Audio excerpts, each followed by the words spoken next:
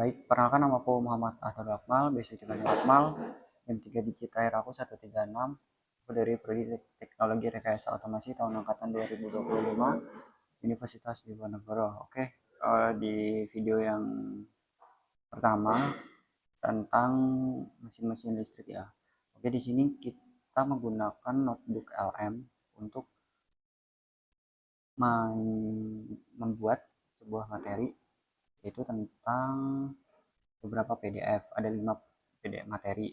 Tentunya aku sudah membuatnya itu ada di sini. Ini aku sudah mencari PDF tentang transformator, motor DC, motor BLDC, motor AC 3 pas, serta transformator. Oke, nah pertama-tama kita pengenalan terlebih dahulu apa itu tentang Gemini Notebook.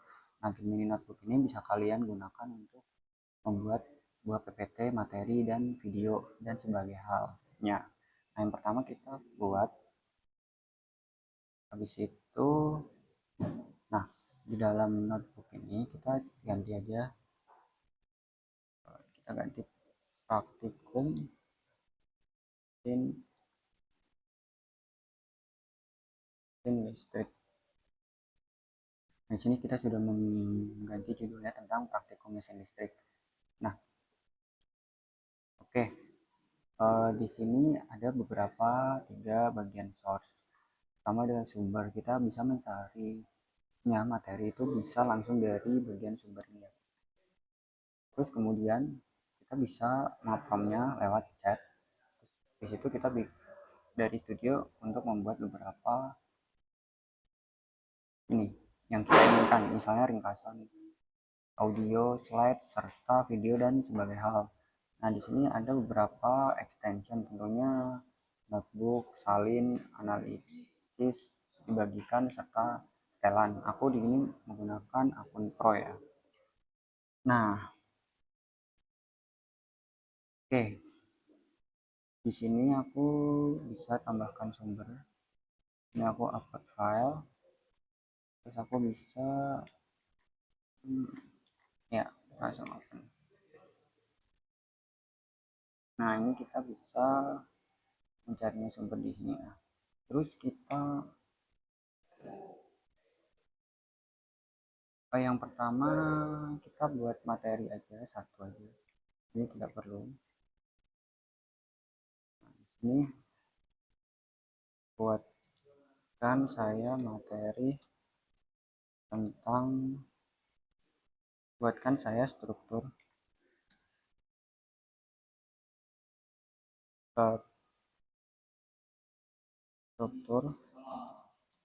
untuk PPT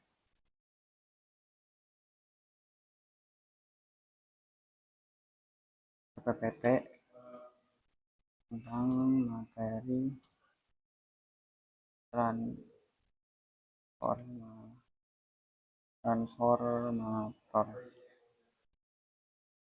Jadi hapus. buatkan struktur untuk PPT tentang materi transformator dari mulai pendahuluan sampai kesimpulan. Kita bikin.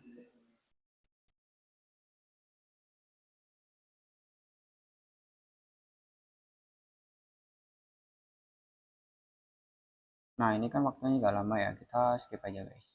Di sini kita sudah mendapatkan struktur untuk PPT-nya ya. Nah, kita lanjut aja. Kita langsung salin. Di situ kita buka Microsoft. Kita buka Word. Nah, kita copy paste di sini aja. Nah,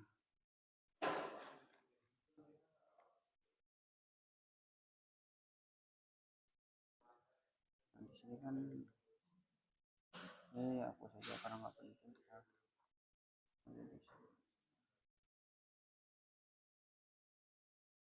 langsung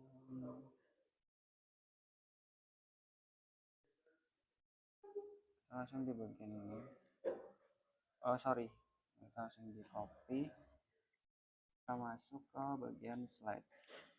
Nah kita bisa langsung Ctrl V. Kita cek dulu slide. Nah ini kan dia terlalu banyak slide ya. Coba kita suruh aja untuk dia buatkan struktur yang simpel dan bahan materinya jelas. Nah ini kan udah jelas. Nah ini kan aku udah simpelkan ya, maksudnya aku udah buat sesimpel mungkin. Coba kita langsung salin aja, terus kita masuk ke Word. Nah yang ini Ctrl A,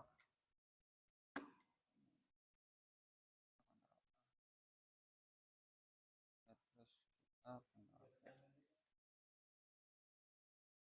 kita hapus, kita hapus saja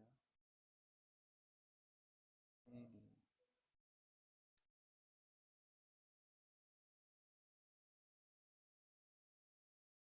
bisa hapus.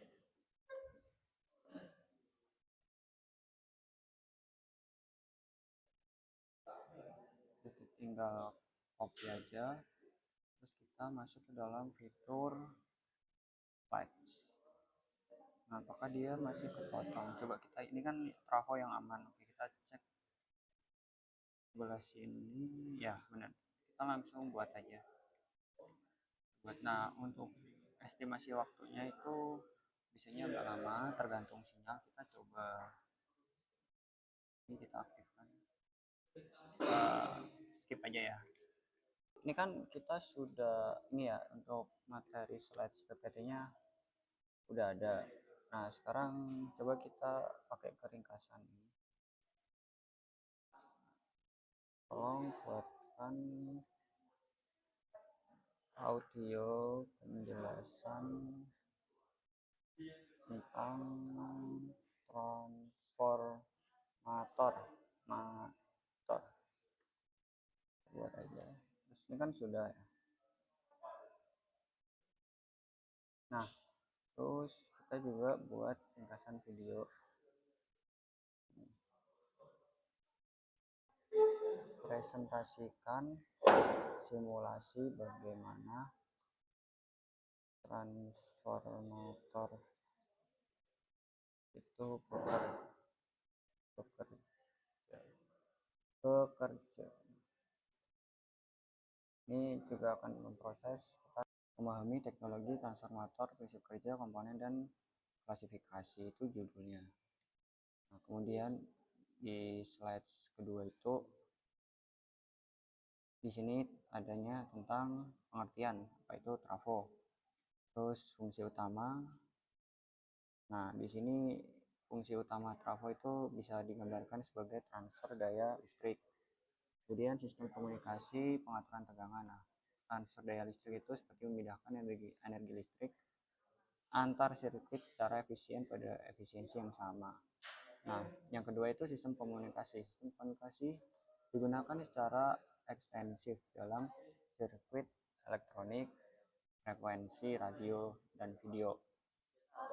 Itu salah satu fungsi trafo sebagai frekuensi. Selanjutnya, yang terakhir itu pengaturan tegangan. Dia bisa menaikkan atau menurunkan tegangan sesuai ini ya, lilitannya ya. Itu ada trafo apa? Sekunder sama trafo sekunder sama trafo ya, trafo primer. Sorry guys, saya agak lupa ya. Nah fungsi utamanya itu adalah menyesuaikan impedansi antar sirkuit yang berbeda agar tegangan listrik selalu stabil dan terukur.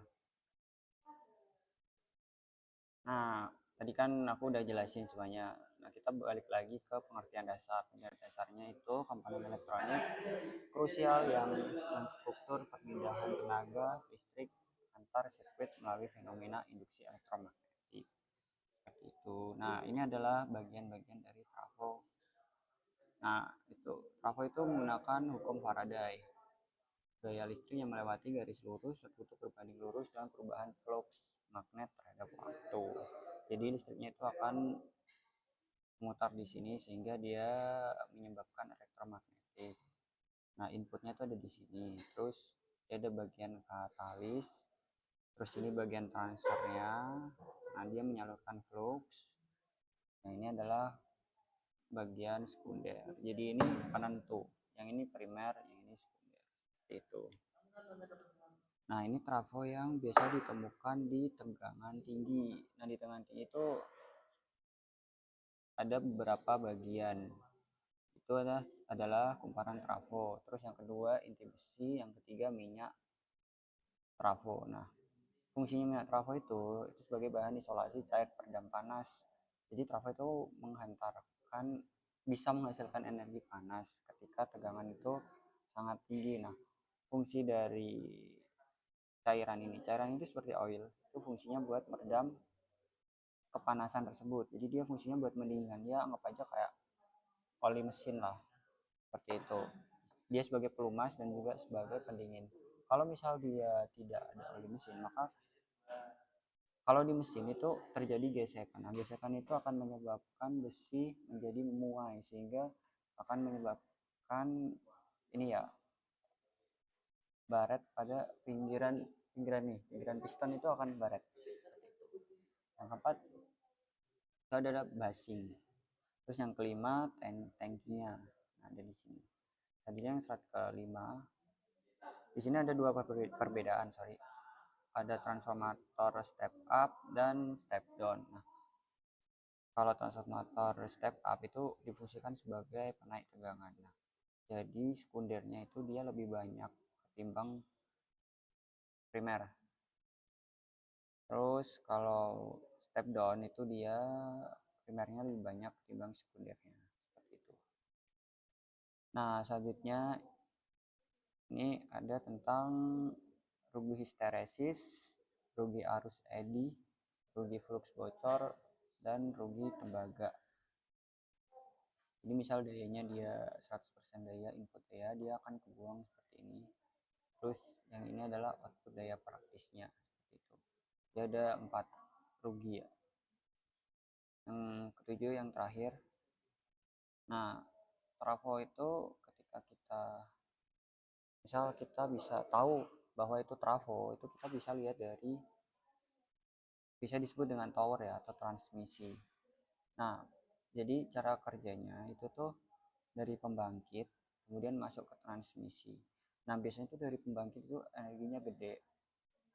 Biasanya juga di step up dulu. Namun kita lihat pada slide 7 ini, itu trafonya step up-nya itu nggak ada. Nah, mungkin di sistemnya pembangkit kali ya, tapi di sini tidak digambarkan. Nah, biasanya dari pembangkit itu masuk ke transmisi. Nah, di transmisi ini baru di step down masuk ke rumah-rumah warga atau konsumen. Itu biasanya di 220, range-nya segitu. Kadang ada yang lebih. Nah, kalau kurang itu bisa kurang atau naik turun itu bisa menyebabkan perangkat elektronik di rumah kita itu menjadi rusak. Nah, untuk mengatasi hal itu biasanya ada alat atau kita tinggal call PLN. Nah, itu bisa dicek sama mereka seperti itu. Nah, pembangkit itu pengertiannya itu seperti tulang punggung distribusi. Nah, transmisi itu tulang punggung distribusi itu disebut transformator. Nah, dia sebagai alat mekanis dan kelistrikan vital dalam instruktur energi modern. Terus dia juga sebagai batas efisiensi fisika. Nah, dia sebagai kinerja optimal transfer sangat bergantung pada minimal kerugian daya absolut seperti histeresis. Nah, jadi seperti ini. Terus dia sebagai integritas operasional. Jadi dia bisa digunakan untuk pemahaman arsitektur komponen. Terus dia juga sangat krusial untuk pemeliharaan, keamanan operasional dan perpanjang umur sistem kelistrikan. Nah, ini tentang PPT ini ya. Coba kita download aja. Download lebih ke ini aja sih, PPT aja.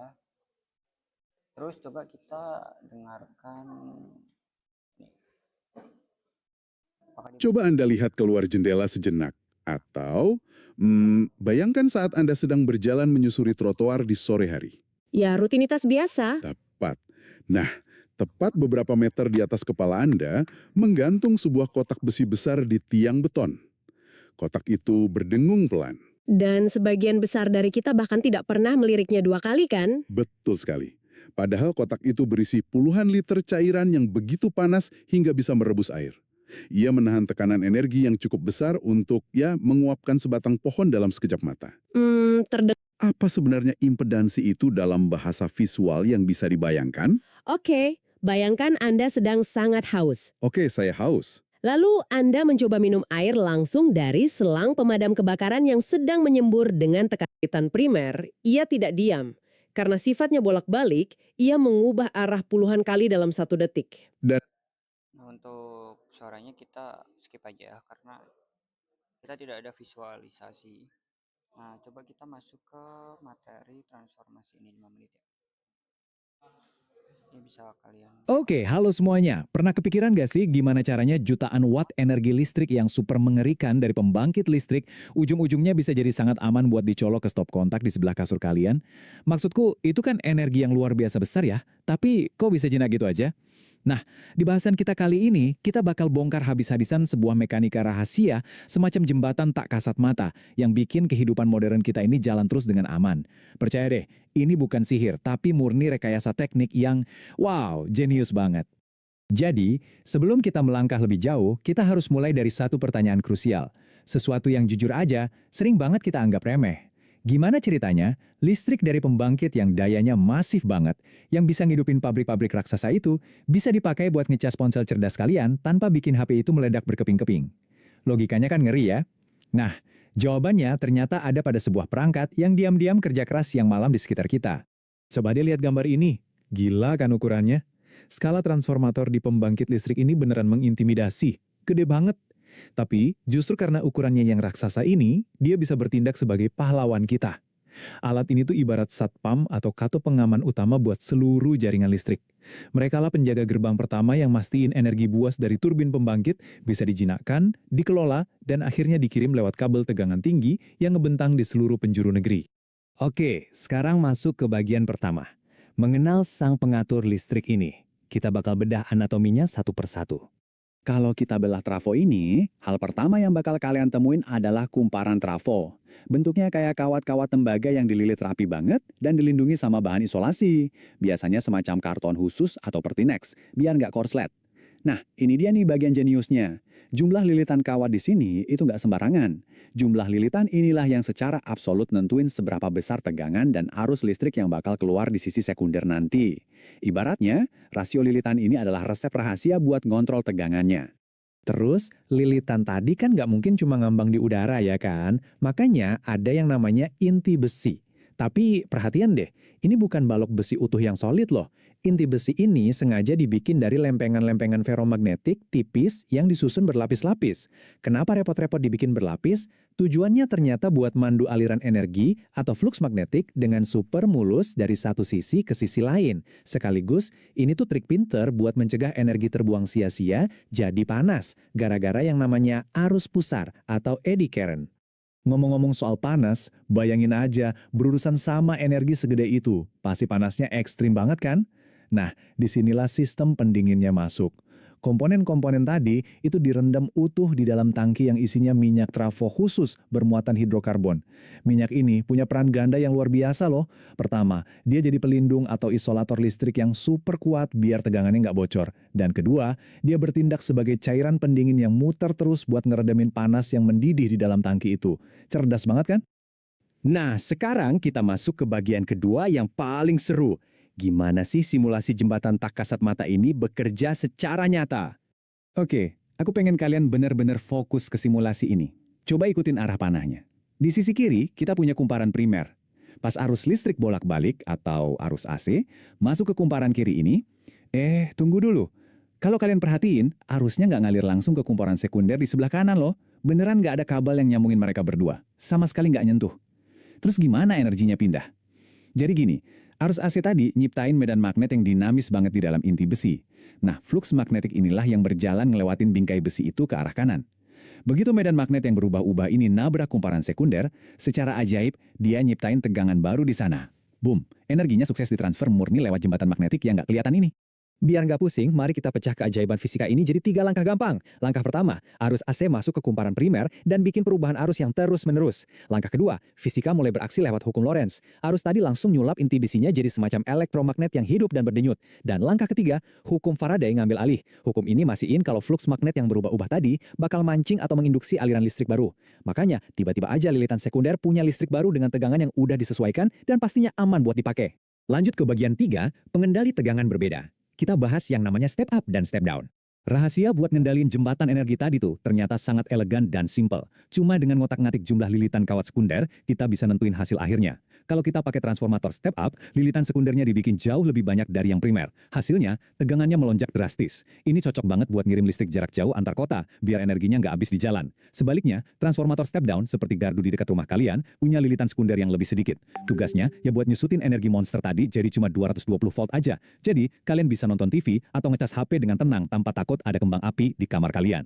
Sebagai penutup, aku mau ngajak kalian mikir sejenak. Coba bayangin dunia kita sekarang. Kira-kira sanggup nggak sih peradaban modern kita ini bertahan 1 hari aja tanpa kejeniusan dari jembatan elektromagnetik tak kasat mata ini? Transformator ini tuh kerja dalam diam loh, tersembunyi di balik tiang listrik atau di dalam kotak beton di pinggir jalan, tapi mereka benar-benar pahlawan tanpa tanda jasa, yang megang kendali penuh atas. Nah, ini tentang video yang materi transformator, cara kerja, terus ini cara kerja dari primer dan sekunder. Oke, sekarang kita coba yang kuis. Nah, ini ada beberapa kuis. Oh, bentar. Coba kuis. Coba kita kerjakan. Nah, apa fungsi utama dari kumparan tertayar pada transformasi berdaya besar? Fungsi utama kumparan transformator berdaya besar. Bentar. Coba kita bisa gunakan petunjuk. Pikirkan tentang penggunaan daya reaktif atau penyambungan perangkat pendukung dengan sistem daya. Nah, berarti dia ini pattern bantusan kapas. Coba nih, pikirkan tentang penggunaan daya reaktif atau penyambung perangkat pendukung sistem tenaga. Nah, berarti itu sebagai ini. Nah, beneran. Mengapa inti besi pada transformator dibuat dari lempengan-lempengan tipis dan laminasi dan bukan besi utuh? Kita bisa gunakan, nah, pertimbangkan kerugian energi yang ditimbulkan akibat arus induksi berputar dalam material ini. Nah, berarti kita, coba kita pertimbangkan kerugian. Nah, kita berarti memikirkan tentang kerugian ini. Nah, ini ada 10. Kita skip aja. Coba kita langsung ke dalam nih tentang kartu ini ya. Coba kita masuk. Nah, apa definisi transformator menurut materi pendahuluan?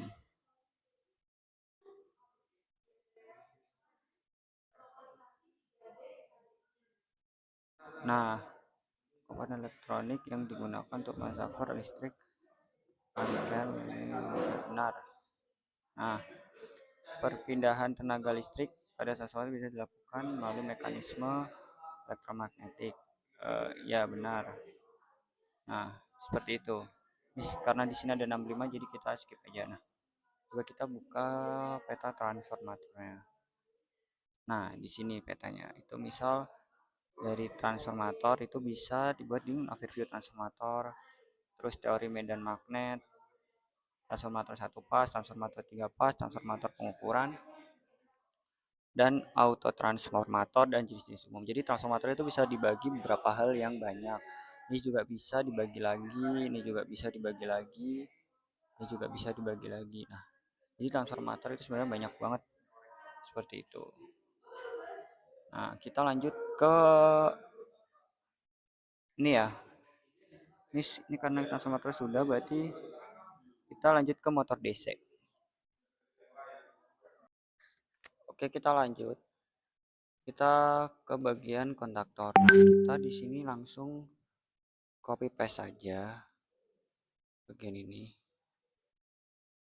Copy, terus kita paste. Nah, di sini kita ganti bagian kontaktor. Ini sebenarnya cara kerjanya juga sama, dia energi listrik menjadi magnet.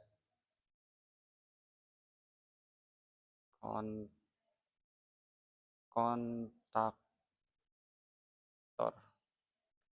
buatkan struktur PPT yang simpel dan jelas.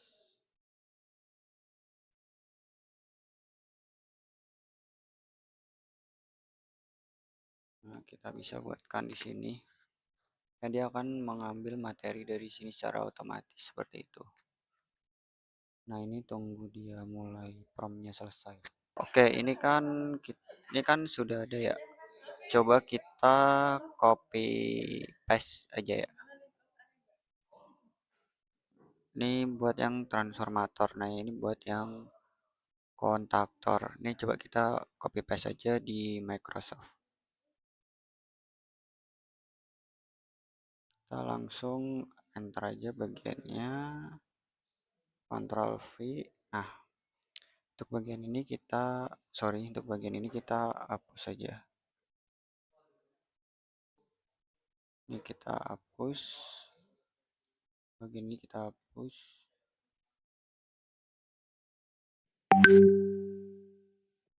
Bagian ini juga kita hapus. Ini juga dia hapus.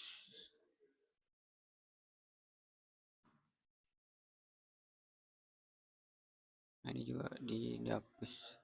Nah, mulai dari sini kita langsung Ctrl C. Kita buat di dalam slide PPT ini. Ya, tanggal Ctrl V. Nah, kita buat. Di situ kita langsung buatkan aja. Ini jelaskan prinsip kerja kontraktor pembukaan. Nah, ini sudah langsung auto. Untuk ringkasan ini buatkan video penjelasan kontaktor. Kita buat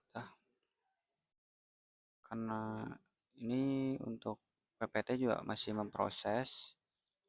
Ini satu bagian ini juga bisa ya. Terus kita buatkan peta, kita tinggal buat aja. Terus laporan tidak perlu, kita buat yang bagian kuis, coba kita buat. Terus ini juga kita buat. Nah, ini waktunya cukup lama. Ini kan slide-nya, ini kan transformator. Ini tidak perlu, kita buat aja. Ini kita bisa langsung dalam satu bagian notebook LM. Coba kita cek ya, apakah nanti dia akan error atau enggak. Yang bagian kontaktor ya guys. Kita mulainya dari motor flash. Kita mulai dari PPT dulu dah. Nah, ini yang untuk yang PPT itu, nah, mengenal kontaktor magnetik, prinsip kerja komponen dan aplikasi kontrol. Ini judulnya seperti ini. Nah, di sini ada tulisan panduan praktikum mesin-mesin listrik. Terus tujuan instruksional itu memahami peran penting kontaktor sebagai saklar elektromagnetik otomatis untuk mengendalikan rangkaian listrik berdaya besar secara aman. Nah, di sini ada tentang pengertiannya, apa itu kontaktor magnetik. Nah, pengertiannya itu seperti peralatan listrik saklar yang bekerja berdasarkan prinsip induksi elektromagnetik, berfungsi sebagai penghubung atau pemutus arus listrik dengan kapasitas besar menggunakan daya kontrol minimal. Lanjut, dan ada perbandingan, matriks perbandingan. Nah, kalau misal kita menggunakan relay biasa, itu arusnya dia sangat kecil, 1 sampai 5 ampere. Nah, untuk sirkuit kontrolnya berdaya rendah. Jadi itu sangat tidak disarankan misal untuk yang kapasitasnya sangat besar. Nah, kalau misal yang dia menggunakan kontaktor magnetik, nah kalau misalnya relay biasa itu di sini digambarkan seperti switch ya. Tergantung sih ya. Tapi kalau misal yang ini dia digambarkan bekerja secara magnetik. Nah, di sini bisa disebut dia kapasitasnya itu 10, 50 hingga ratusan ampere. Nah, breaker utama atau pemutus hubung sirkuit arus listrik. Nah, seperti itu. Biasanya digunakan di 3 pas. Motor 3 pas yang bekerja secara terus-menerus dan sangat membutuhkan energi listrik yang sangat besar. Nah, prinsip kerjanya itu yang pertama, ini ketika kondisi normal. Ini jika tidak dialiri arus listrik. Nah, ketika dialiri arus listrik, koil akan aktif dan dia akan menarik koil-koil dan sehingga dia menghubungkan seperti itu. Ini ada beberapa bagian-bagiannya. Nah, biasanya di sini kontak bantu ini tuh biasanya digunakan untuk pengunci. Nah, A1 A2 ini biasanya digunakan untuk voltage masukan relay ya, dia buat inputnya. Nah, di sini kumparan magnet. Terus di sini adalah 2 kontak utama. Yang ini yang buat biasanya buat 3 pas. Biasanya tuh ada di sini. Terus di sini ada kontak bantu auxiliary tuh di samping. Seperti itu. Nah, kita lanjut. Nah, di sini kontaktor itu bisa digunakan kontaktor itu kontaktor utama, ada kontaktor bantu, ada kontaktor kombinasi. Nah, ini beberapa kayak specsnya ya. Lanjut.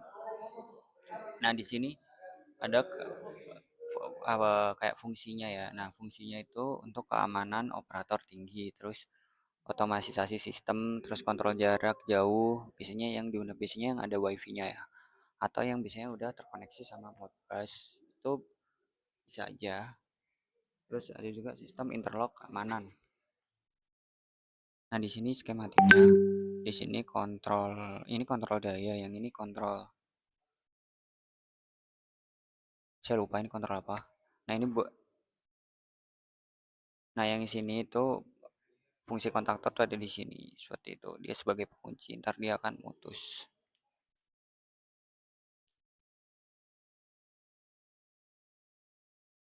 Ini tuh kontrol, bentar saya coba search kontrol daya gambar. Nah, ini, nah yang ini, nah yang ini rangkaian daya, yang ini rangkaian kontrol. Nah, seperti itu maksudnya. Ini kontrol daya seperti ini. Terus yang terakhir itu penutup. Ini dibagi beberapa 3 bagian ya. Nah, yang tadi kita bahas itu prinsip kerja dari elektromagnetisme, terus spesifikasi presisi atau kapasitasnya, terus kontrol otomatisasi di industri seperti itu. Oke, kita langsung masuk ke bagian ini ya. Ini ada berapa nih? Nah, apa prinsip dasar yang mendasari kerja sebuah kontaktor magnetik? Industri, ya benar. Dalam kontaktor magnetik, komponen apa yang berfungsi sebagai peredam getaran saat inti besi saling melekat? Kumparan hubung singkat. Apa tadi soalnya? Dalam kontaktor magnetik, komponen apa yang berfungsi sebagai peredam getaran? Kumparan hubung singkat tidak. Salah. Nah, itu ketika kita mencet salah, dia akan salah seperti itu. Apa yang terjadi pada kontak bantu normally open saat kumparan? Nah, ini jawabannya dia kontak menutup. Ya benar. Itu. Terus kita coba yang ini. Nah, ini mapnya ya. Jadi komponen kendali motor itu tuh dia ada kontaktor, ada tor, sama motor listrik. Jadi rangkaian skema seperti ini. Coba kita buka biasanya. Nah, dia ada kontaktor, terus tor, terus baru motor listrik. Seperti itu. Terus coba kita dengarkan suaranya. Apakah dia bisa? Coba Anda bayangkan sejenak. Namanya Andre Marie Ampere. Dia menemukan hubungan yang mengubah dunia antara listrik, magnet, dan gerak. Yang disimbolkan dengan angka Beban berlebih atau overload, dia juga punya fitur Mempersingkat durasi, kita langsung play videonya aja. Halo semuanya, selamat datang di penjelasan kali ini. Karena banyak banget yang minta untuk buatkan penjelasan tentang kontaktor, hari ini kita bakal bahas tuntas komponen yang sering banget gak kelihatan, tapi beneran jadi pahlawan tanpa tanda jasa di dunia teknik industri. Bayangin aja, tanpa alat yang satu ini, pabrik-pabrik modern, ban berjalan yang super panjang, sampai mesin-mesin raksasa, itu nggak bakal bisa jalan dengan aman. Kita bakal kupas habis soal kontaktor magnetik, kunci utama di balik semua otomatisasi industri kelas berat. Pernah kebayang nggak sih gimana caranya seorang operator di pabrik bisa dengan gampang nyalain mesin raksasa yang butuh daya sampai 690 volt cuma pakai satu ujung jari? Kalau kita pakai saklar manual biasa kayak yang ada di tembok rumah, nyalain tegangan segede itu langsung pakai tangan, wah itu bisa bikin percikan api yang mematikan dan resiko kesetrumnya fatal banget. Terus gimana dong caranya menjembatani tenaga jari kita yang kecil ini dengan daya listrik industri yang luar biasa buas? Nah, jawabannya ada di kontaktor magnetik. Ini tuh solusi pamungkas buat misahin manusia dari bahayanya tegangan tinggi. Oke, biar gampang, ini peta jalan kita hari ini. Kita bakal bahas 5 hal. Mengendalikan daya listrik besar, anatomi utama sebuah kontaktor, prinsip kerja tarikan elektromagnetik, spesifikasi dan batas aman, dan terakhir, otomatisasi dan masa depan. Langsung aja kita mulai. Masuk ke bagian pertama, mengendalikan daya listrik besar. Sebelum kita lihat bentuk fisiknya, kita harus paham dulu skala tenaga yang lagi kita omongin di sini.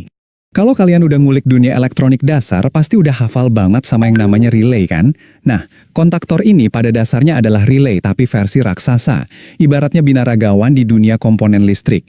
Kalau relay biasa itu cuma kuat mutus atau nyambungin arus kecil sekitar 1-5 ampere aja, kontaktor ini beda level. Dia bertindak layaknya pemutus arus tugas berat yang bisa nanganin arus gila-gilaan sampai 780 ampere dan tegangan maksimal sampai 690 volt. Jauh banget kan bedanya? Terus kenapa ini penting banget? Kenapa nggak bikin saklar manual aja yang gede sekalian? Wah, selain bentuknya bakal kaku dan makan tempat, itu bahaya banget buat operatornya.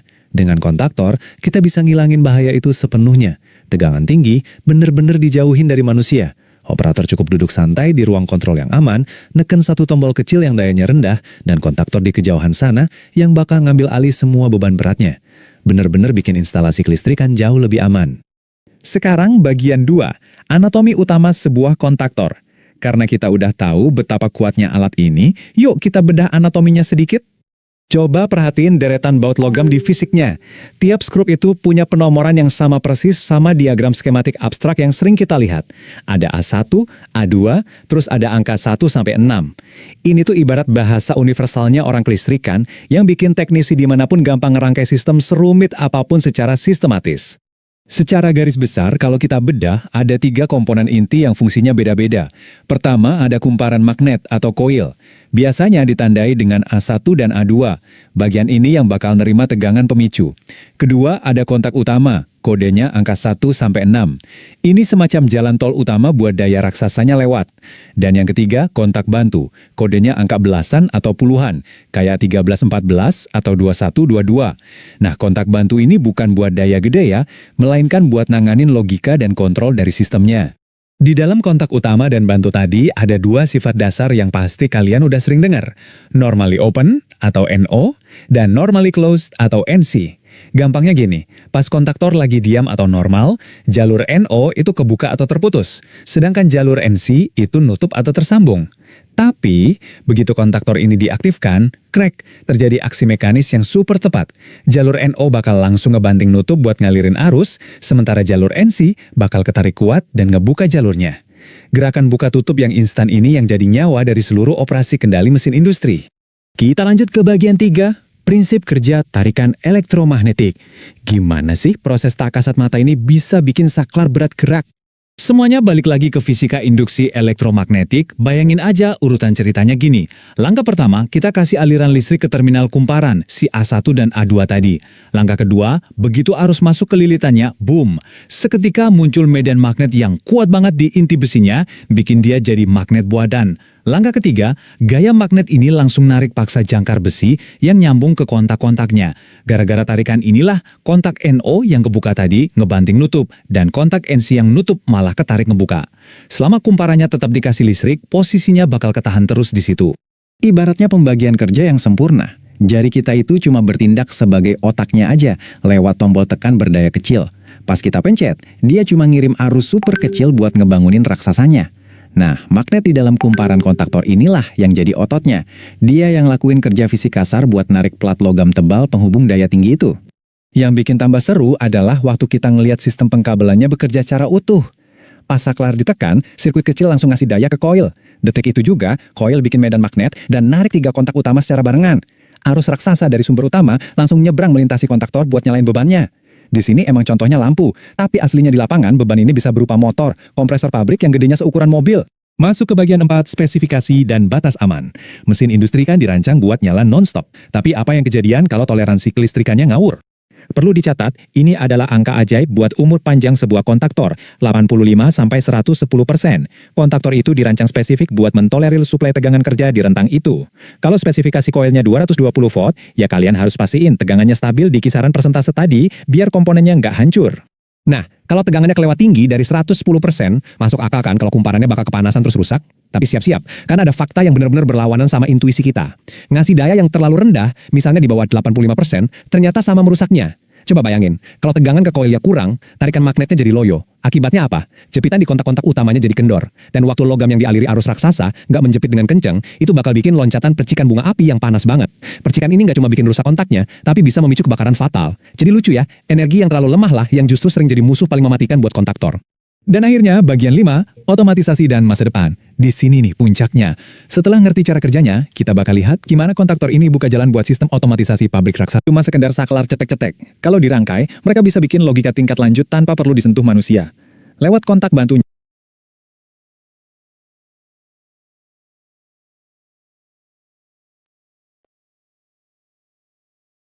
Kita skip aja guys. Kita langsung lanjut ke materi selanjutnya. Oke, kita lanjut ke bagian motor DC. Nah, sebelum itu kita copy paste aja dari perintah sebelumnya. Kita copy aja, kita masukin ke CV, kita masuk. Nah, ini diganti di motor DC. Kita langsung aja. Nah,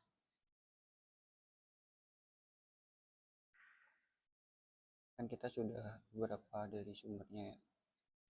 Terus kita tunggu. Ini sebentar aja sih. Nah, terus kemudian kita ntar ini dia baru memproses. Kita copy paste, kita masuk ke dalam Microsoft. Nah, ketika di Microsoft ini tinggal CTRL-A, ini hapus saja. Nah, untuk kenapa kita salin ke Microsoft? Nah, kita akan hapus bagian yang tidak penting seperti ini agar dia bisa Word yang dimasukkan itu lebih banyak seperti itu. Kita hapus, terus kita masuk ke sini, kita juga hapus.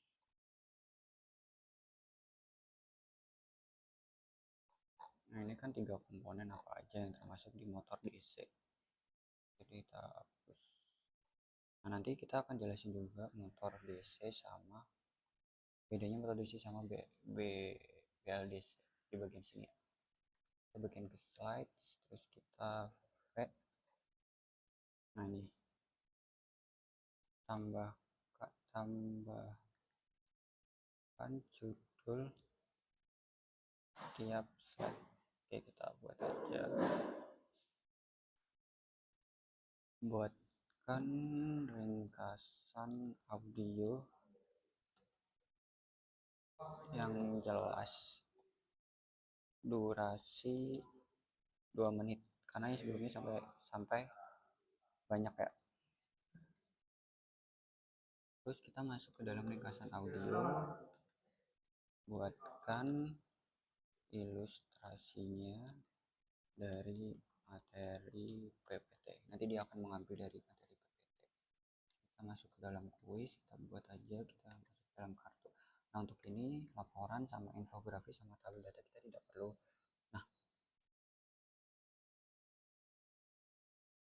ini coba kita tunggu aja, kita skip. Oke, kita kan sudah selesai untuk melakukan prom ya.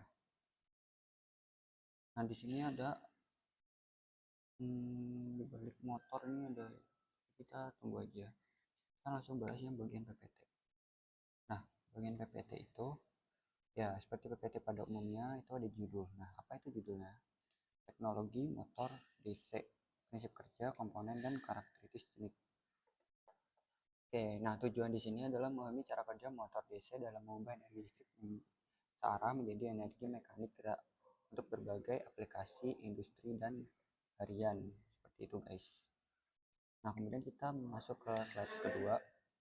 Nah, di slide kedua di sini itu ada esensi dan peran motor DC. Jadi peran motor DC itu dari sumber DC, yaitu definisi motor DC adalah perangkat elektromagnetis yang melakukan konversi energi listrik menjadi energi gerak. Jadi kita suplainya dari DC dulu. DC itu ada beberapa ya, yang satunya dari generator khusus DC. Jadi kayak motor yang menghasilkan energi listrik DC dari aki, terus dari power supply yang menghasilkan DC. Seperti itu, dia akan masuk ke dalam motor. Nah, pengertian motor DC adalah jenis motor listrik yang bekerja khusus menggunakan sumber tegangan searah, itu DC. Terus dia akan bergerak seperti itu. Jadi listrik DC akan menggerakkan motor seperti itu, sehingga dia akan menggerakkan sebuah sistem yang berkelanjutan. Fungsi utamanya itu sangat diandalkan pada sistem yang membutuhkan torsi awal atau starting torque yang tinggi. Nah, yang kedua adalah mampu menjaga percepatan tetap pada rentang kendali kecepatan yang luas seperti itu. Nah, di slide ketiga itu adalah anatomi konstruksi motor DC. Nah, di sini tuh ada bagian stator. Nah, stator ini adalah medan magnet. Terus yang kedua adalah kumparan. Nah, kumparan ini itu di bagian silinder yang berputar dan dihubungkan dengan poros shaft. Seperti itu. Shaft itu di sini. Nah, komutator itu yang ada di sini. Seperti itu. Jadi dia ada 3 bagian penting yang berfungsi untuk menggerakkan motor. Seperti itu. Nah, prinsip kerjanya itu seperti magnetik. Dia ada kutub. Dia ada kutub utara sama kutub selatan. Dia ada north dan south. Nah, di sini itu ada 3 ya, ada force, magnetic field, dan current.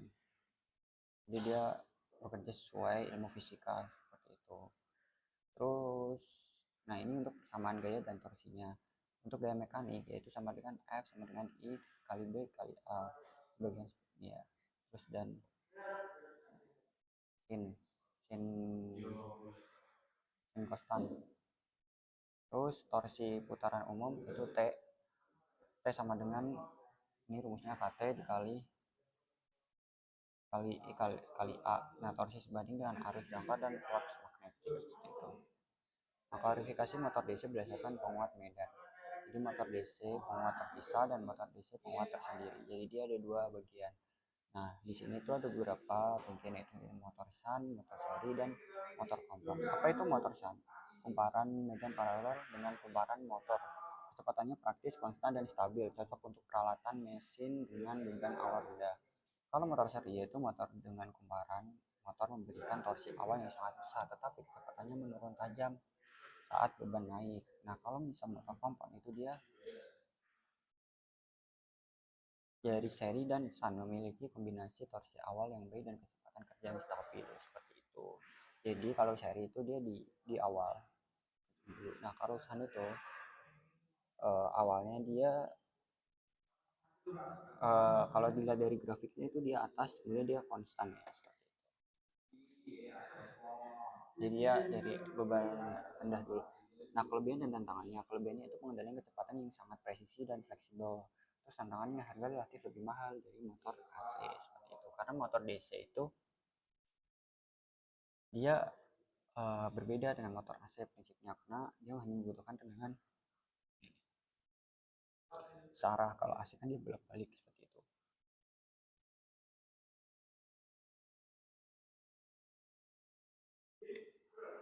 Terus kesimpulan, motor DC merupakan konversi energi listrik searah menjadi gerak mekanis. Terus kedua adalah ada beberapa pilihan tipe. Terus walaupun membutuhkan kekuatan pada komutator dan sikat arang, kemudian keunggulan dalam akurasi kendali, kecepatan dan torsi setelah tinggi membuat motor DC tetap tidak tergantikan oleh aplikasi tertentu seperti itu.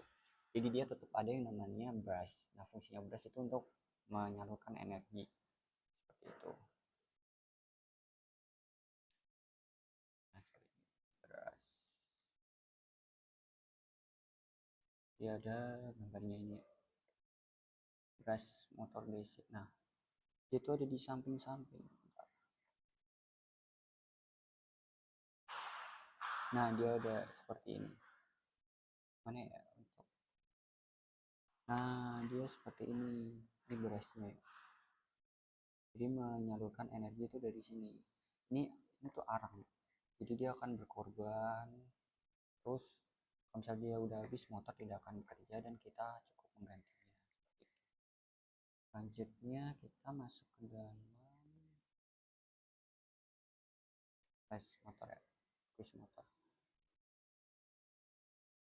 Sorry. Apa fungsi utama dari sebuah motor listrik menurut teks tersebut? Nih. Nah, terus berikutnya, komponen manakah pada motor DC yang berfungsi untuk mengembalikan arah? Nah, untuk mengembalikan arah itu agar komponen tetap di sini kita bisa menggunakan petunjuk. Komponen ini membantu transmisi arus antara kumparan yang berputar dan sumber daya. Coba kita jawab ini ya, coba paling benar. Nah, jawabannya yang komutator. Jadi fungsi dari kuis ini dia bisa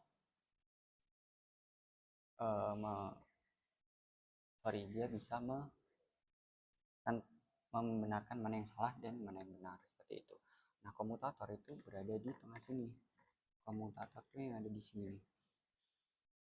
Nah, komutator yang di sini. Kita cari komutator. Lebih jelasnya tuh ya. Nah, ini dia. Nah, ini komutator. Ini dia yang bekerja. Nah, brush itu ada yang di sini. Jadi fungsinya komutator itu adalah untuk mengembalikan arah arus listrik agar putarannya tetap searah seperti itu. Oke, kita lanjut ke bagian apa tadi? Apakah masih sama? Nah, ini yang kuis. Kita masuk ke dalam bagian flashcard. Nah, ini dari flashcard itu kita bisa kan apa definisi dari motor listrik berdasarkan proses konversi energinya. Perangkat yang benar. Ya, benar.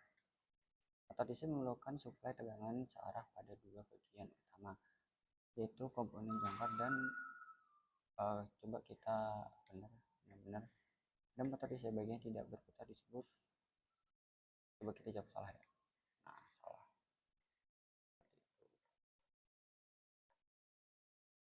Oke, kita langsung menuju ke dalam videonya. Sorry untuk coba ini ya, ini. Bayangkan ada miliaran peperangan tak terlihat yang terjadi di sekitar Anda saat ini juga. Peperangan magnetis. Teknisnya sebentar ya. Bayangkan stator ini kayak sebuah lorong angin raksasa. Lorong angin. Iya, analogi yang provokatif. Jadi kita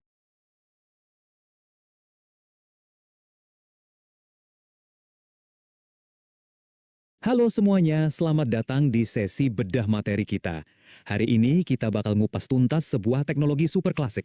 Umurnya udah lebih dari seabad, tapi percaya deh, ini masih jadi jantungnya dunia otomasi modern kita. Kita bakal bedah habis-habisan soal motor DC. Dan biar lebih asyik, sesuai komitmen kita untuk buatkan ilustrasinya dari materi PPT sumber, kita akan pakai visual-visual langsung dari dokumen utamanya. Jadi kita bisa benar-benar lihat langsung gimana sih mesin ini bekerja secara menyeluruh. Yuk kita mulai. Pernah kebayang nggak sih pertanyaan mendasar ini? Gimana caranya energi listrik yang wujudnya aja nggak kelihatan sama mata kita, tiba-tiba bisa berubah jadi gerak mekanik yang beneran nyata? Entah itu baling-baling kipas anginnya muter, mesin derek, atau roda robot. Nah, rahasia dari keajaiban rekayasa ini sebenarnya sembunyi di balik sebuah cangkang desain yang jenius banget. Biar bedah materi kita hari ini makin terarah, ini dia yang bakal kita bahas. Pengenalan motor DC, 3 komponen utamanya, prinsip kerjanya, jenis-jenisnya, kelebihan dan kekurangannya, dan terakhir, aplikasinya di dunia nyata. Oke, kita masuk ke bagian pertama, pengenalan motor DC. Poin krusialnya ada di sini. Secara sederhana, motor DC itu adalah perangkat elektromagnetis yang tugasnya ngubah energi listrik jadi energi mekanik. Yang bikin dia beda banget dari saudara kandungnya, si motor AC, adalah dia butuh banget arus searah atau direct current. Artinya, listriknya ngalir konstan cuma ke satu arah aja. Aliran satu arah inilah yang nantinya nyiptain torsi dan percepatan yang bisa kita kendalikan dengan sangat-sangat presisi. Lanjut ke bagian 2, mari kita bongkar 3 komponen utamanya. Coba deh kalian perhatikan diagram anatomi simple ini. Ini bakal jadi peta utama kita buat mahamin keseluruhan mesinnya. Kalian bisa lihat ada area kutub magnet di sisi luar, terus ada kawat melingkar di tengah, dan struktur jenis-jenis motor DC. Karena dia pakai gabungan rangkaian seri dan paralel, torsi awalnya dapat banget, tapi kecepatan maksimalnya tetap kekunci dan stabil. Nah, untuk videonya kita skip aja karena kan tadi kita udah jelasin di bagian PPT ya. Tentunya dia tidak lebih dari ini, tentunya sama atau tidak kurang juga. Jadi kita lanjut aja ke materi selanjutnya.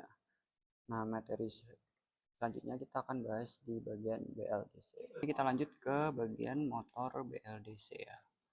Nah, cara gampangnya kita tinggal copy paste aja dari prompt kita sebelumnya. AI ini dia akan membaca untuk yang baru, tapi kita di sini kita harus penggantinya yaitu BLDC. Nah, D ini tanpa brush ya, brushless. Oke, coba kita buat.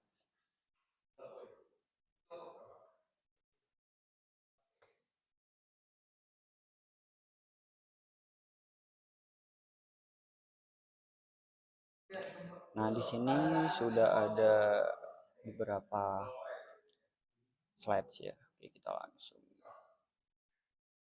copy paste aja. Kita tinggal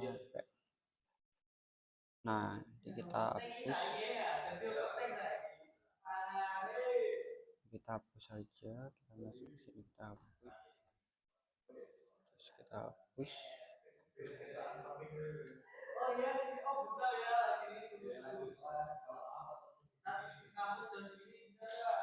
Oke, kita tinggal Ctrl A terus copy. Kita masuk ke bagian slides. Di sini tambahkan judul setiap slide. Nah, kita langsung buatkan ringkasan, kita ringkas saja. Terus di sini kita bisa buat materi. Oh ya, tolong buatkan saya ilustrasi.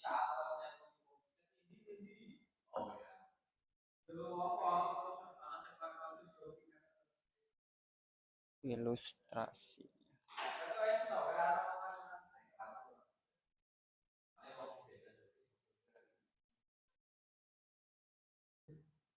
Dia otomatis secara keseluruhan mengambil data pada slides.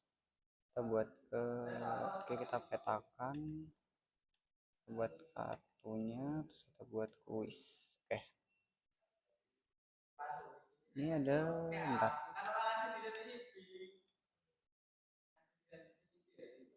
Ini hapus saja. Nah, di sini ada masalah ya. Kita coba buat video. Kan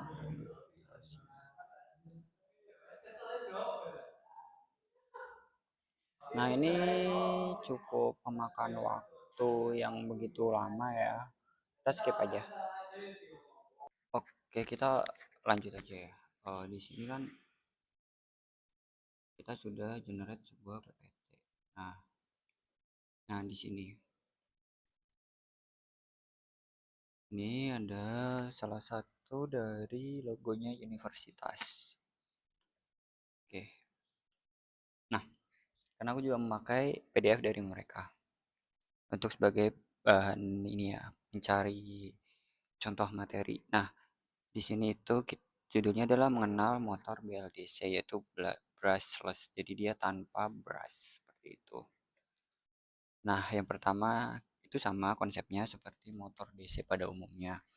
Cuman dia di sini tuh dia tidak memakai sikat seperti motor DC konvensional. Dia di sini itu BLDC jadinya adalah jenis motor sinkron AC 3 fasa. Berdasarkan kompak dikategorikan motor DC karena tenaganya disuplai dari satu sumber DC dan dikonversikan menjadi tenaga AC menggunakan modul elektronik inverter seperti itu.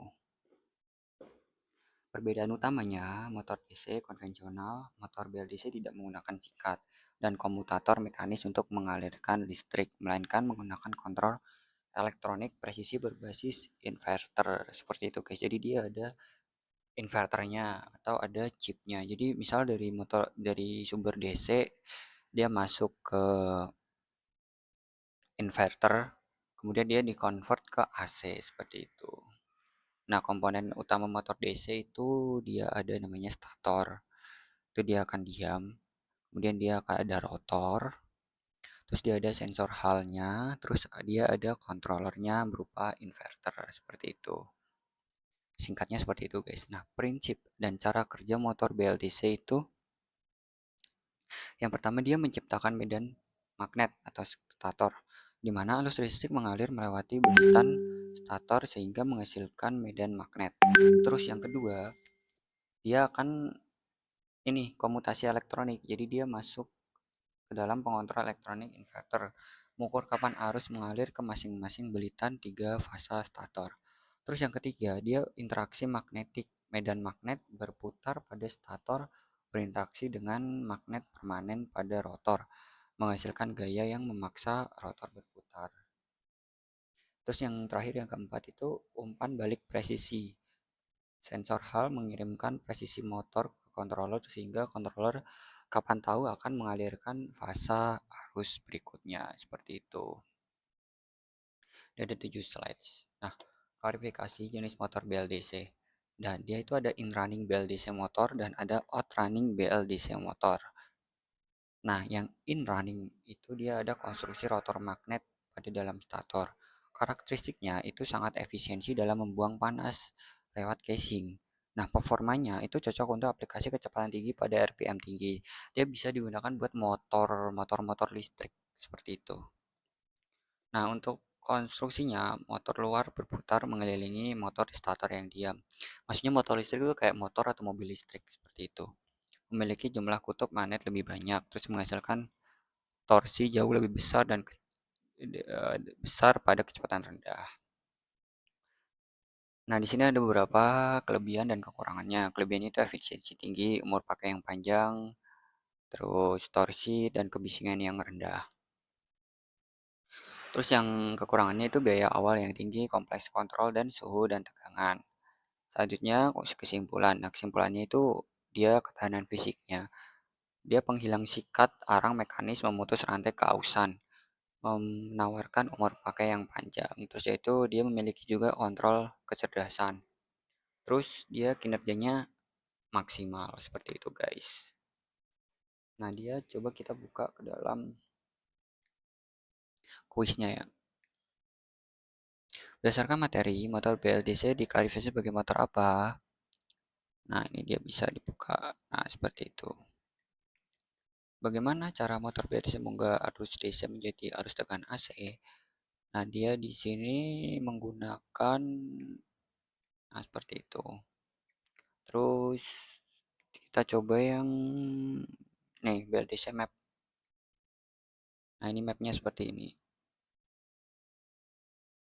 Jadi dia bisa di bagian karakteristik BLDC itu bisa dikategorikan karakteristik, jenis, komponen, proses kerja, kelebihan dan kekurangan. Nah ini akan dibagi-bagi banyak jenis. Ini ada juga terus komponen, mekanis, kelebihan, terus dan kekurangan seperti itu. Jadi dia dibagi-bagi semakin banyak. Terus kita bisa ngebuka flashcardnya. Apa kepanjangan dari istilah motor BLDC? Brushless Direct Current. Coba kita cek. Oke. Secara konstruksi apa komponen yang menyusun stator pada motor BLDC? Kemudian ada belitan kawat. Ya benar. Oke. Nah, kita bisa dengar audionya. Bayangkan Anda lagi berdiri di pinggir jalan yang sepi nih. Terus tiba-tiba ada sebuah mobil listrik melintas di depan Anda dengan sangat cepat. Cepat tapi nyaris nggak ada suaranya sama sekali. Nah, bener banget. Paling cuma kedengeran desingan pelan dari gesekan ban sama aspal aja. Atau mungkin Anda pernah lagi di taman, terus menatap ke atas dan lihat ada drone. Drone yang ukurannya lumayan besar ya? Iya, drone besar yang melayang diam di udara. Kayak membeku gitu di ruang angkasa, nahan hembusan angin tapi nggak goyah sedikit pun. Pernah nggak sih Anda bertanya-tanya, bagaimana mesin-mesin modern ini bisa bekerja dengan sangat senyap?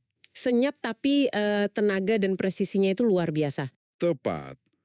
Rahasia di balik keajaiban diam-diam ini yang menggerakkan dunia modern kita, mulai dari mobil listrik, drone, sampai mesin cuci hemat energi di rumah Anda, bermuara pada satu mahakarya rekayasa teknik.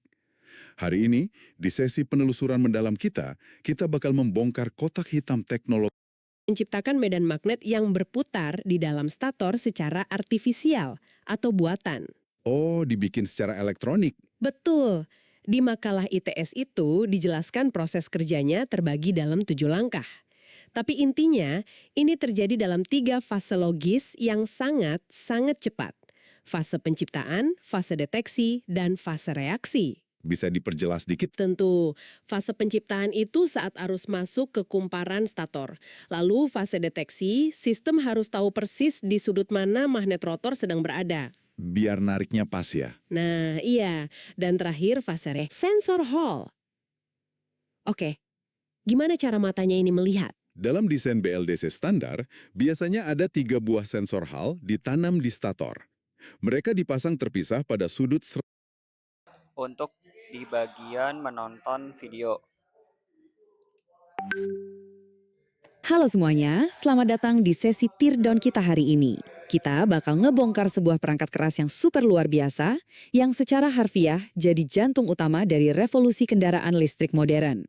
Jadi siapkan diri kalian, karena kita bakal kupas habis rahasia dari teknologi yang lagi mengubah total wajah transportasi dunia saat ini. Coba deh kalian pikirkan sebentar. Apa sih sebenarnya kekuatan tak terlihat yang menggerakkan dunia modern kita sekarang ini? Kalian tahu kan, dari drone canggih yang seliweran di atas kita, lengan robot di pabrik-pabrik, sampai mobil listrik bertenaga gila di jalan raya, ada satu pahlawan tanpa tanda jasa di balik itu semua. Sebuah teknologi yang akhirnya berhasil menuntaskan masalah jadul soal gesekan mekanis. Yap, jawabannya ada pada motor BLDC. Nah, coba perhatikan wujud luarnya dulu nih. Ini dia motor BLDC, alias Brushless Direct Current. Jangan tertipu ya sama tampilannya yang mungkin kelihatan polos dan elegan. Di balik desainnya yang super ringkas, motor ini nyimpen tingkat efisiensi yang bener-bener luar biasa. Makanya, dia jadi primadona baru buat aplikasi krusial kayak EV atau kendaraan listrik. Tampilannya memang sederhana, tapi percayalah, teknologi di dalamnya itu jenius banget. Biar pembahasan kita rapi, ini blueprint kita hari ini ya. Pertama, kita kenalan dulu dengan motor BLDC, lalu lanjut membedah komponen utama penggeraknya, ngupas rahasia cara kerjanya, membandingkan tipe inrunner dan outrunner, dan terakhir, kita timbang apa saja kelebihan dan kekurangannya. Oke, kita masuk ke bagian pertama, mengenal motor BLDC. Sebenarnya apa sih brushless DC motor itu? Ini menurut saya bagian yang paling mind-blowing. Ada kontradiksi teknis di sini. Namanya kan jelas-jelas mengandung kata DC atau arus searah ya. Tapi, secara prinsip, motor BLDC ini sebenarnya adalah motor sinkron AC 3 fasa. Nggak nyangka kan? Jadi dia ngambil energi dari satu sumber daya DC saja, tapi arus itu dengan pintarnya diubah jadi tegangan AC pakai inverter khusus. Dan poin paling penting dari namanya, tentu aja kata tanpa sikat atau brushless. Motor ini benar-benar ngilangin yang namanya brush alias sikat yang biasanya bikin gesekan dan masalah di motor-motor jadul. Lanjut ke bagian kedua, komponen utama penggerak. Yuk kita bedah anatominya sekarang. Kalau kita bongkar, kita bakal nemuin 2 pemain utama. Biar gampang bayanginnya, kita pakai analogi tubuh manusia aja ya. Nah, yang pertama, ini stator. Anggap aja stator ini sebagai otot stasioner yang diam aja, tugasnya cuma nyiptain medan magnet lewat lilitan tembaganya. Terus yang kedua, ada rotor. Ini ibarat struktur tulang yang tugasnya bergerak. Rotor ini dikelilingi magnet-magnet permanen yang dilem super kuat pakai cairan epoksi. Nah, interaksi tarik-menarik antara otot medan magnet dan tulang magnet permanen inilah yang akhirnya bikin si motor berputar. Tapi tulang sama otot kan nggak bakal bisa gerak tanpa sistem saraf dan otak. Disinilah komponen elektronik canggihnya ambil alih. BLDC biasanya punya sensor Hall yang bertugas jadi sistem sarafnya. Sensor ini ditaruh di sudut 120 derajat buat ngasih tahu kesadaran spasial, jadi mereka tahu persis posisi rotor lagi di mana. Info ini secepat kilat dikirim ke microcontroller alias MCU, si otak dari sistem ini. Terus, si otak bakal nyuruh driver inverter yang pakai saklar elektronik kayak MOSFET buat ngatur aliran arusnya dengan presisi yang gila-gilaan akurat. Sekarang masuk ke bagian ketiga. Rahasia cara kerjanya. Gimana sih fisika di balik putaran ini? Coba kalian bayangin proses ini terjadi dalam hitungan milidetik. Gercep banget. Pertama, arus masuk dan stator langsung bikin medan magnet yang solid. Detik itu juga magnet di rotor bereaksi. Ada yang ketarik, ada yang nolak. Nah, di sini bagian krusialnya. Inverter secara elektronik langsung memutus dan mindahin arus ke lilitan stator yang lain.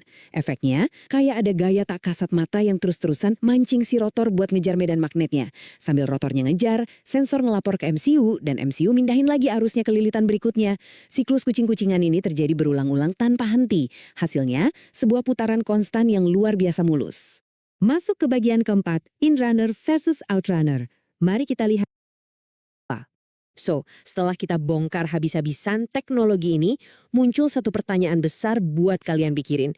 Mengingat betapa jeniusnya motor ini nyiptain efisiensi, apakah menurut kalian Oke, itu kan tentang materi motor BLDC ya. Nah, selanjutnya kita akan bahas tentang materi motor AC 3 pas. Oke, eh, untuk materi yang terakhir, kita masuk ke motor AC 3 pas. Kita minimize saja. Nah, kita langsung copy paste pada bagian ini ya. Bentar. Coba kita pergi.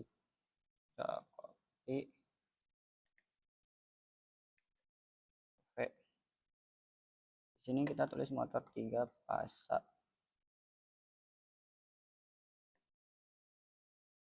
Motor AC 3 pas.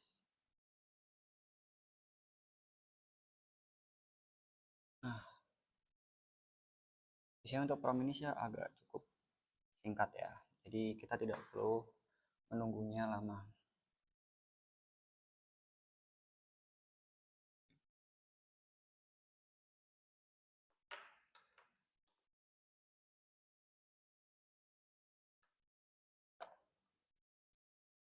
Nah, kita masuk ke dalam ini. Ini ada rumus-rumusnya. Tentunya kita akan masuk ke Microsoft. Kita delete, terus kita lagi. Ini kita bisa dihapus.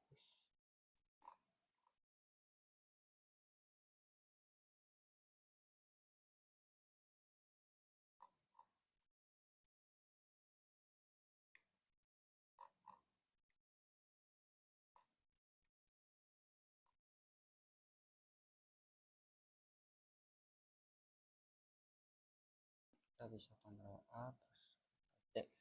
Kita masuk ke dalam slide. Kita langsung Ctrl V. Kita enter. Bentar. Apakah dia terlalu penuh ya? Coba kita cek. Iya, dia terlalu penuh. Ini kita hapus saja.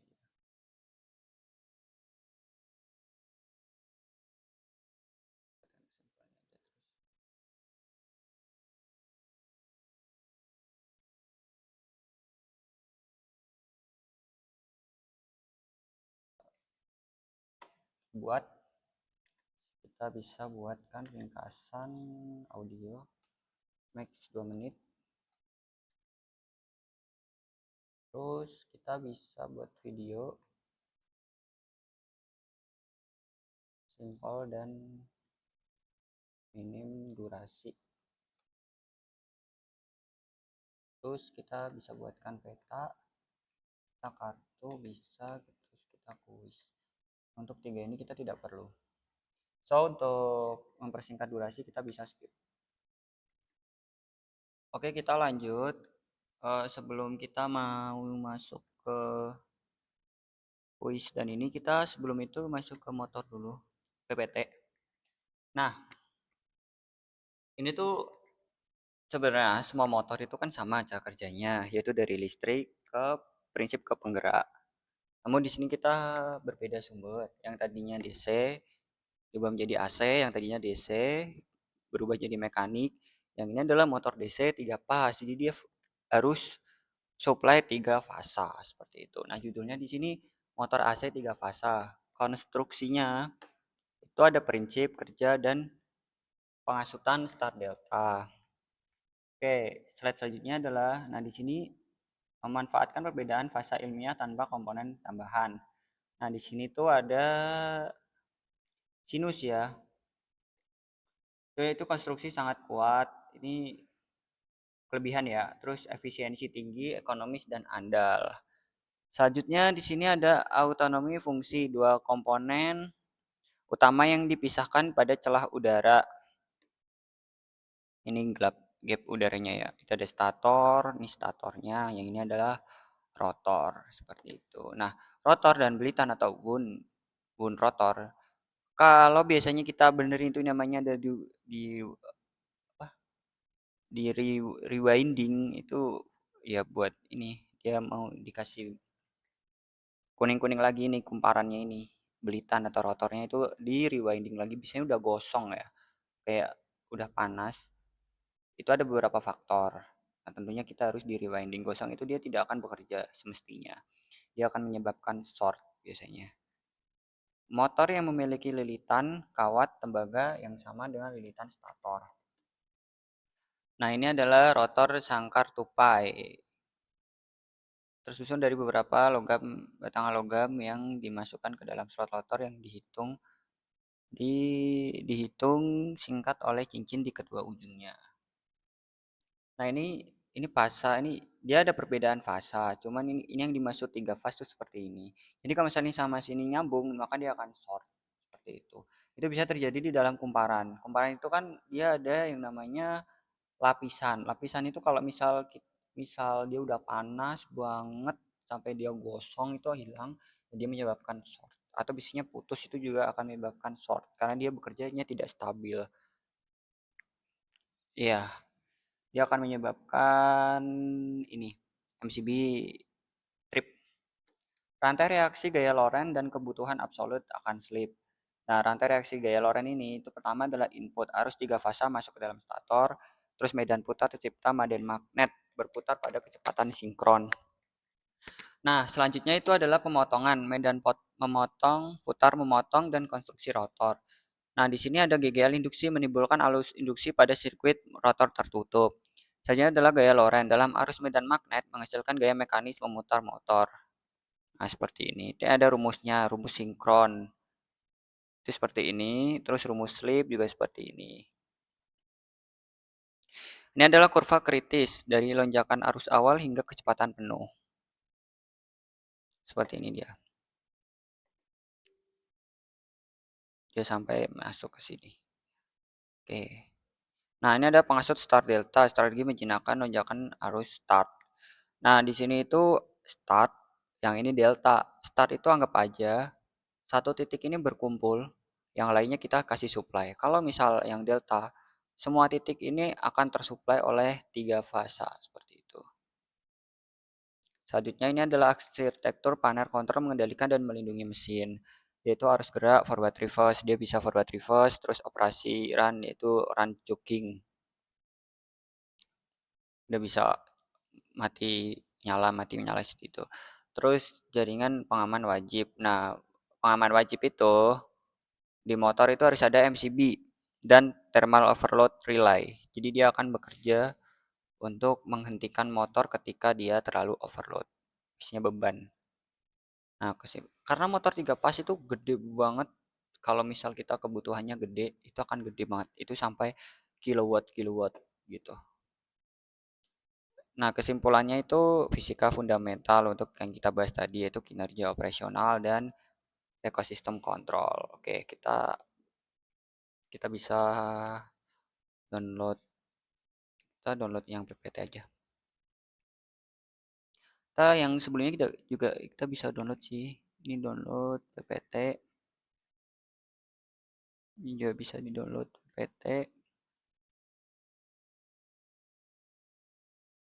Ini tidak perlu. Terus kita masuk ke dalam kuis. Ya, kita masuk ke dalam kuis. Aja kuisnya berdasarkan materi berapakah kutub. Nah, ini rumus. Kita skip aja. Apa yang terjadi pada motor induksi jika kecepatan motor rotor NR sama dengan kecepatan medan berputar? Ini pembahasan tentang rumus ya. Coba kita kalau misal tidak rumus. Nah ini. Pada konstruksi 3 pas, apakah perbedaan Skene dan Belitan Un?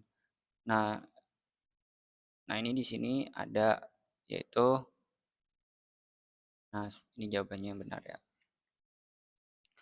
Terus kita masuk ke dalam petanya. Sorry, bentar. Nah ini flashcardnya kita juga belum buka. Nah, bagaimana cara motor AC 3 pas menghasilkan gaya putar pada rotornya dengan memanfaatkan perbedaan fasa listrik? Betul.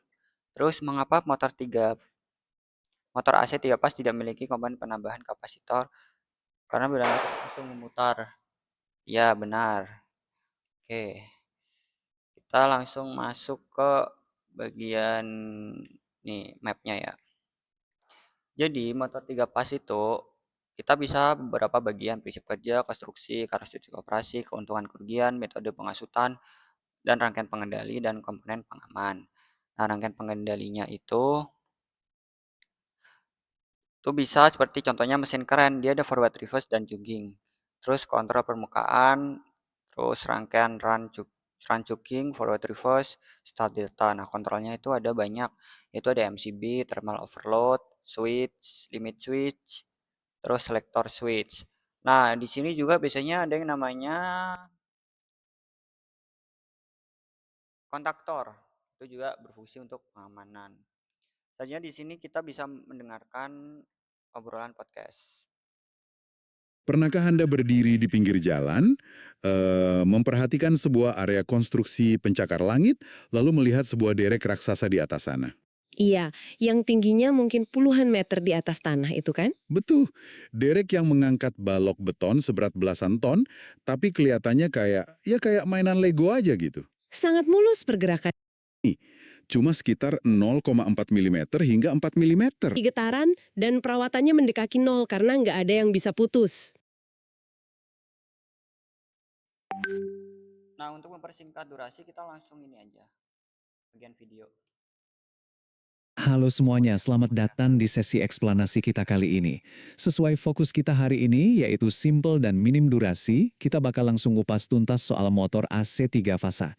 Ini tuh ibarat jantungnya industri modern, benar-benar mesin utama yang menggerakkan hampir semua hal di sekitar kita. Tapi, pernah kepikiran nggak sih, gimana caranya pabrik-pabrik besar itu bisa nyalain mesin-mesin raksasa tanpa bikin seluruh jaringan listrik mereka anjlok atau jebol seketika? Nah, rahasianya persis ada di cara kerja motor ini. Coba kita perhatiin pola gelombang arusnya. Arus 3 fasa itu punya perbedaan fasa secara natural. Perbedaan inilah yang otomatis ngasih efek putaran. Jadi, kita udah nggak butuh lagi tuh yang namanya kapasitor tambahan buat ngasih dorongan awal. Super efisien kan? Oke, mari masuk ke bagian anatominya nih. Kita bedah bareng-bareng fisik dari motor 3 fasa ini, biar ketahuan kenapa dia bisa sekuat itu walau minim komponen. Kalau kita intip ke dalamnya, sebenarnya simple banget. Cuma ada dua pemain utama. Stator yang posisinya diam dan rotor yang tugasnya berputar. Yang bikin takjub, dua komponen seberat ini tuh cuma dipisahin sama celah udara yang super tipis. Benar-benar mikroskopis. Cuma sekitar 0,4 sampai 4 mm aja. Tipis banget kan?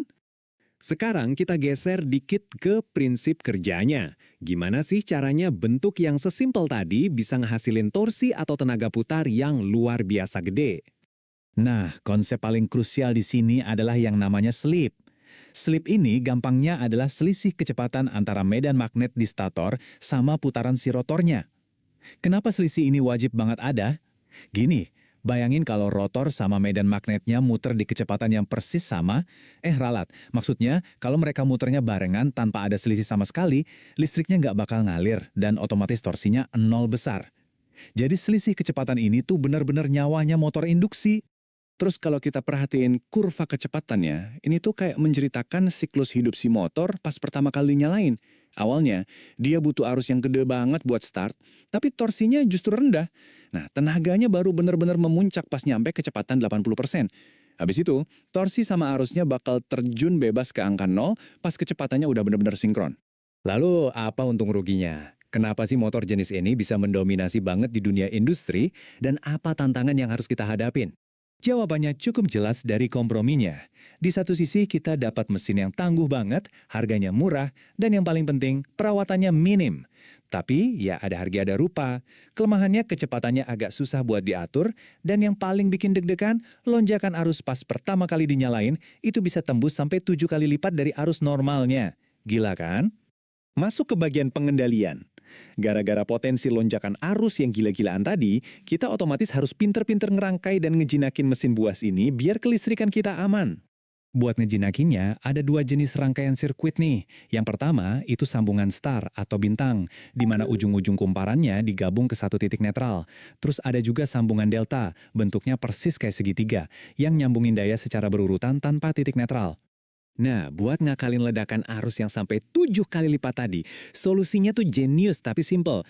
Kita start aja motornya pakai mode start dulu. Ini fungsinya buat jaga arus awalnya tetap kalem dan rendah. Terus, pas kecepatannya udah nyentuh 80% dari batas maksimalnya, cetek, sistem langsung otomatis pindah ke mode delta buat ngasih tegangan penuh dan nahan torsinya biar narik maksimal terus. Pinter banget kan sistemnya?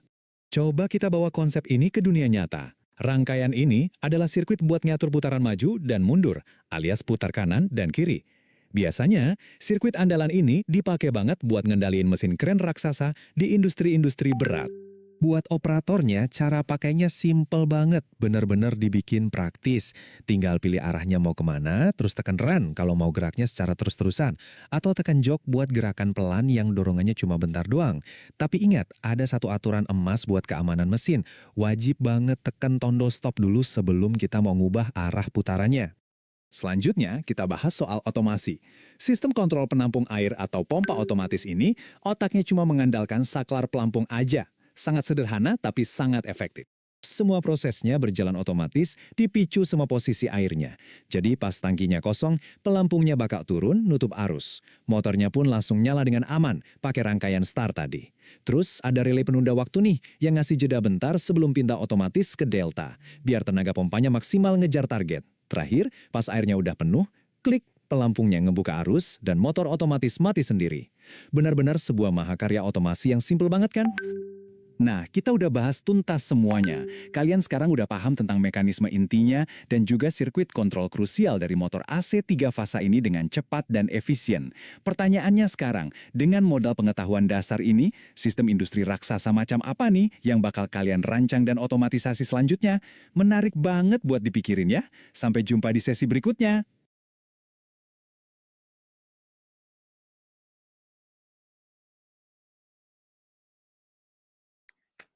Oke, kita sudah di tahap akhir dalam pembahasan praktikum mesin-mesin listrik.